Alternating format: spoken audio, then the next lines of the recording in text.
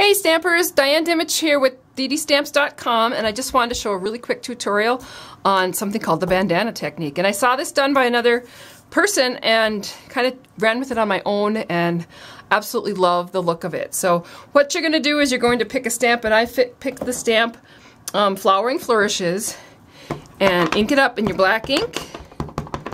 Make sure you're good and inked because you want that to be really, really bold and black. And then of course I'm going to stamp off only because that's just how I like to do things. So I stamped off, set that aside, and then I'm going to come in as this dries, it's going to take a little bit, and use some just white acrylic paint and my stylus. And I'm using actually the big end, but you can use either end. I'm just put some of that ink or that paint right from the cover, and this actual stamp is great because it already has some dots on there. And so you can see where I just am dotting right on the dots, the black dots that were there originally. And then once I've done that, I can come in with my stylus, and this is the technique that I love about this, is that you can come in here and do some more dots, and you'll see how they graduate down to a smaller size. So I'm just stamping around. But don't you love how it just gets smaller and smaller and smaller? And then once I've done that, and I think I've got enough dots in there, if I want to just fill in some space, I can do 3 dots. And I don't know why, but I like 3s. Things are supposed to be done in 3s. And just add some extra dots.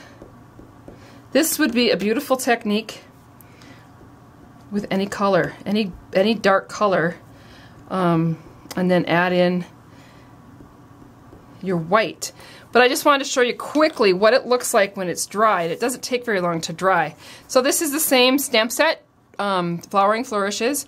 I used a couple of different stamps in here, but you can see where I did the dots coming along that vine with the big bold black circles on there. Just a lot of different white in there. And then I took that and made this card with it. And what I did is I just mounted it on Whisper White, mounted it onto a basic black card, added a little ribbon, stamped an image, and added some, of course, rhinestones because everybody loves bling. And then when you open it up, I just put a white piece in the inside and another stamp from a different set, actually, doilies, which I used on here too.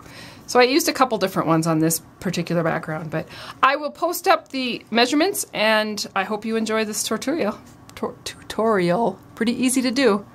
Thanks, and if you haven't done so yet, sign up for my newsletter at www.DDStamps.com. I have a lot of great information in there on a monthly basis, so thank you very much. Have a great day.